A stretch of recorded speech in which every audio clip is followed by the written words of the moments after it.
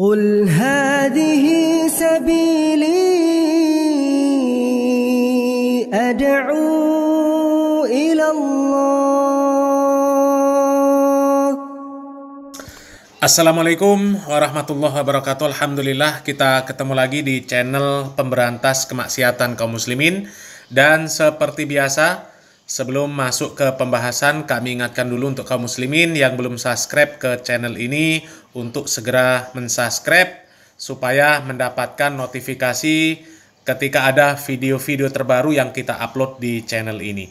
Dan untuk yang sudah subscribe, kami ucapkan jazakumullahu khairan katsira. Dan kaum muslimin, kali ini kita akan membahas sebuah video dari Ustadz Dr. Khalid Basalamah, di mana beliau di dalam sebuah acara kajiannya ditanya oleh jamaah bagaimana tanggapan beliau tentang fenomena pembubaran kajian Ustadz Dr. Syafiq Riza Basalamah di Surabaya kemarin. Dan jawaban beliau sangat luar biasa. Kita simak videonya. Yang berikutnya Ustadz, baru-baru ini terjadi pembubaran kajian Ustadz dan penolakan dakwah dari salah satu asatis di salah satu daerah oleh sebuah ormas. Bagaimana kita sebagai penuntut ilmu menyikapinya Ustadz? Karena kami melihatnya adanya fitnah-fitnah yang dilontarkan terhadap dakwah sunnah Ustadz. Ya Allahul Musta'an. Allah tempat kita memohon perlindungan ya. Memang dalam dakwah itu ada suka dukanya. Ada suka duka. Akan ada yang menerima, tadi saya bilang ada yang menolak. Itu biasa. Kita mendoakan bagi teman-teman kita yang belum bisa menerima, maka agar Allah SWT berikan hidayah. Tapi ini bukan berarti harus menghentikan dakwah, gitu kan? Mungkin karena mereka belum mengetahui, gitu kan? Alhamdulillah, selama ini semua teman-teman dakwah sunnah, dakwah salaf ini, kalaupun ceramah jelas, pakai mikrofon, pengeras suara di media, tidak ada yang disembunyikan. Ya. Saya pernah berbicara dengan seorang tokoh, kebetulan tidak sengaja ketemu di musim haji. Beliau di sebelah saya. Kemudian salah satu tokoh yang dikenal gitu ya. Kemudian beliau mengatakan setelah salaman nama saya, habis sholat subuh lalu dia bilang, kenapa Ustadz Khalid teman-teman salafi atau teman-teman sunnah ini suka sekali menyalah-nyalahkan ibadah kami. Dan seterusnya dia sebutkanlah beberapa syubhat-syubhat yang disampaikan, tapi intinya merasa terganggu dengan dakwah ini. Setelah selesai belum menyampaikan semua, terus saya mengatakan, antum sudah selesai? Dia bilang iya. Terus saya bilang, antum izinkan saya untuk menjawab ini? Dia bilang, ya silakan. Saya bilang yang pertama, bisa antum cari siapapun di antara ustadz yang dikatakan salafi atau sunnah, ya, yang biasa mengatakan atau dikatakan dakwah salaf itu, yang coba membawa masa memberhentikan amalia antum. Coba datangkan satu contoh saja. Kami juga punya masa di pengajian, datang ribuan orang dengar.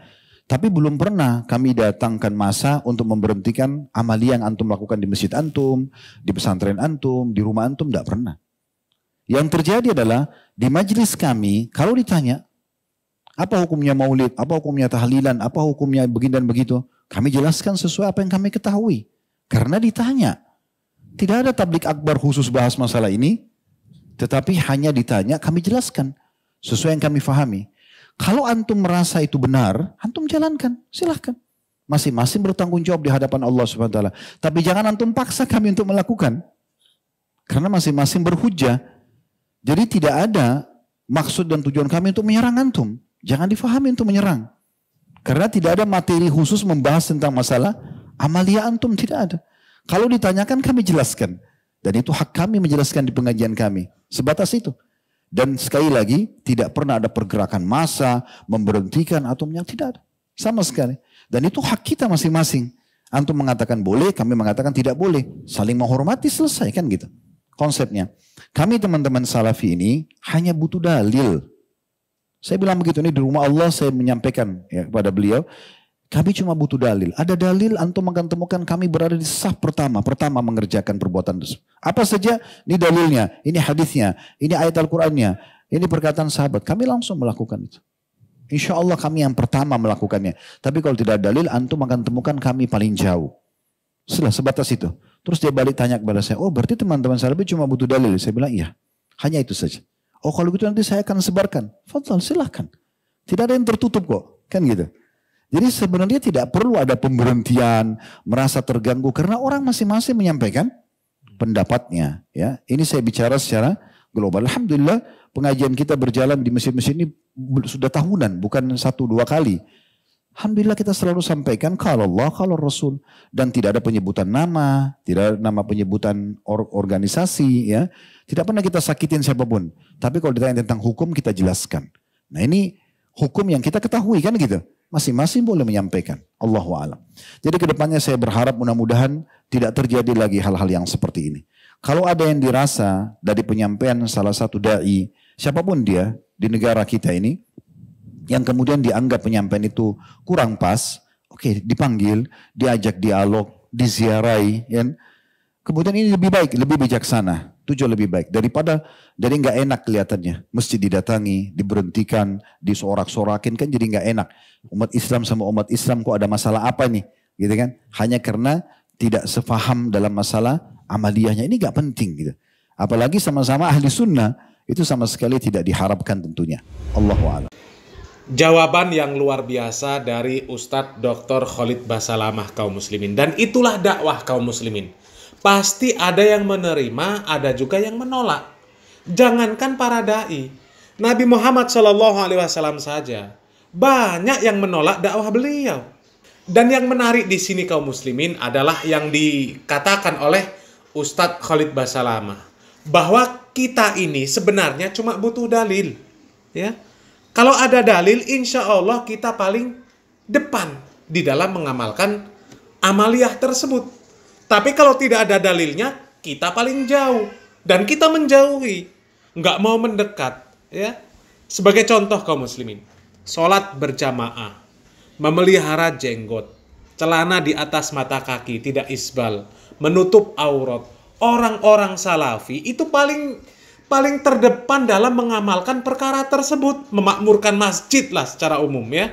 Orang salafi yang paling di depan melaksanakan amaliyah tersebut. Dan kenapa kami sebutkan poin-poin tersebut? Karena itulah yang paling mudah untuk diperhatikan. Kalau amalan-amalan yang lain ya bisa tapi susah. Misal puasa, ya puasa sunnah, sholat sunnah. Itu susah diperhatikan. Tapi kalau sholat berjamaah, memelihara jenggot, celana di atas mata kaki, menutup aurat, itu orang salafi sangat terlihat. Paling di depan mereka mengamalkan. Ya, meskipun sebagian kaum muslimin ada yang mencela jenggot, mencela celana di atas mata kaki. Ya, padahal ada penjelasan dari Buya Yahya yang jelas. Buya Yahya ini orang Aswaja. Di dalam sebuah ceramahnya, beliau mengatakan bahwa yang jenggotan, yang cingkrang, itulah yang benar. Boleh dicari videonya, dicek ya. Jadi yang mencela cingkrang, mencela jenggot, itulah yang kebelinger. Jadi begini, kalau ada dalilnya, orang-orang salafi itu terdepan dalam mengamalkan. Insya Allah terdepan. Tapi kalau seperti tahlilan, perayaan maulid, perayaan Isra Mi'raj, solawatan gedumrengan sambil joget, itu memang tidak ada dalilnya. Makanya kita menjauh. Kita tidak mau melaksanakan, tidak mau mengamalkan. Ya, karena memang tidak ada dalilnya. Kami tidak mau sok pinter, merasa lebih baik dari Nabi, lebih baik dari para sahabat, para tabi'in, atba'ut tabi'in. Tidak mau merasa bahwa kami ini lebih paham dari mereka. Bahwa dalil ini ya sesuainya untuk acara yang seperti ini. Kami tidak mau seperti itu. Ya, coba mana dalil tentang tahlilan? Yang ada dalilnya itu adalah dalil otak-atik matuk. Ya. Dalil sedekah untuk mayat. Dalil mengirim pahala bacaan Al-Quran. Dalil menghibur keluarga ahli mayit. Ya, itu yang digunakan. Dalil itu memang ada. Ada. Para ulama mengakui bahwa dalil doa untuk mayat, sedekah untuk mayat, itu dalil yang sahih. Tidak ada yang mengingkari. Dari dulu itu nggak ada yang mengingkari. Sampai sekarang nggak ada yang mengingkari sahihnya dalil tersebut. Tapi kan nggak ada ulama yang kemudian menggunakan dalil tersebut untuk membuat amaliyah tahlilan. Nggak ada. Mereka juga sedekah untuk mayat. Mereka mendoakan mayat. Mereka menghibur keluarga mayat. Tapi bukan dengan cara tahlilan. Bukan. Begitu juga dengan perayaan maulid. Semua ulama, ya, asal ulamanya ulama beneran, bukan Syiah, bukan ulama su', tidak ada yang tidak cinta dengan Nabi. Tidak ada yang tidak bahagia dengan hadirnya Nabi, kelahiran Nabi. Mereka cinta. Ya, dan mereka bahagia dengan kehadiran Nabi Muhammad SAW. Mereka tahu dalil ketika Nabi Muhammad SAW ditanya kenapa beliau berpuasa di hari itu, dijawab karena di hari itu beliau dilahirkan. Tapi nggak ada yang mereka kemudian dengan dalil tersebut membuat perayaan maulid. Nggak ada. Apalagi memiliki keyakinan-keyakinan sesat yang mengatakan bahwa Nabi hadir di acara maulid. Mana ada Nabi hadir di acara maulid? Apalagi acaranya ada gedumrengan. Laki-laki, perempuan campur baur. Perempuan jadi penyanyi, nyanyi di panggung. Ditonton sama ratusan pasang mata. Laki-laki yang menonton. Asap rokok seperti asap cerobong pabrik. Ya. Mana ada Nabi hadir di acara seperti itu? Ya, nggak mungkin. Mustahil. Ya, mustahil. Dan memang aneh orang-orang yang membubarkan kajian-kajian dai-dai salafi itu ya.